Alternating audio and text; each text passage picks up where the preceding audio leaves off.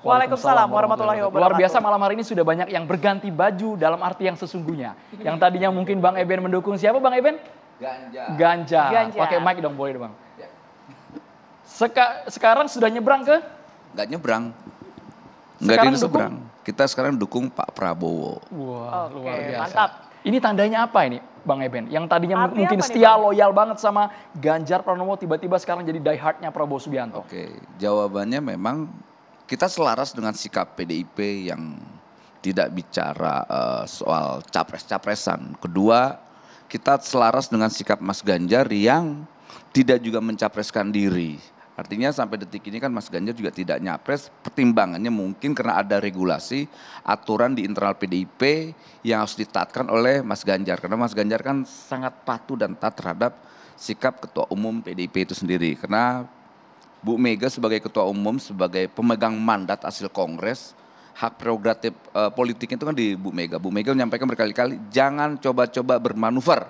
Dan itu ditaatkan oleh Mas Ganjar. Nah, karena dasar itulah yang akhirnya kita coba untuk mengalihkan dukungan lah. Apalagi yang mendukung Ganjar jadi presiden kan saya, JP Mania.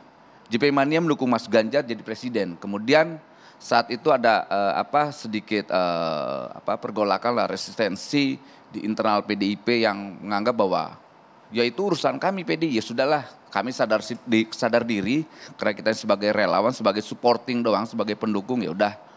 2 tahun yang akhirnya kita lebih memilih sosok yang siap untuk menjadi capres. Ada 2 sosok yang hari ini tokoh yang siap menjadi capres. Pertama Mas Anies, kedua Pak Prabowo.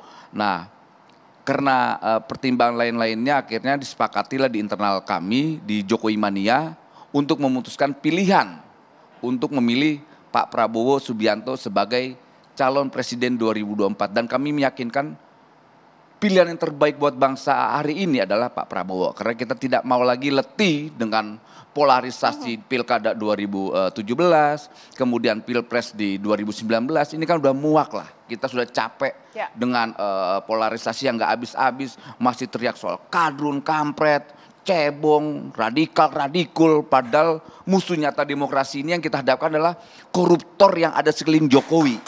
Ini musuh bersama kita. Ini musuh yang harus kita lawan bersama. Kita jangan sampai sibuk persoalan bagaimana mendorong orang untuk berkuasa tanpa meninggalkan perjuangan sebenarnya. Yaitu apa? Melawan para koruptor-koruptor ini, bandit-bandit yang jelas merampas, membajak demokrasi yang pernah kita perjuangkan. Bang Noel, tapi apa keunggulan dari Pak Prabowo jika dibandingkan dengan Ganjar Pranowo? Oke, itu mungkin saya akan jawab. Keunggulan dari Pak Prabowo punya komitmen terhadap demokrasi. Pertama itu, kedua, Pak Prabowo punya gagasan soal rekonsiliasi. Ketiga, Pak Prabowo sangat adaptif sekali terhadap demokrasi.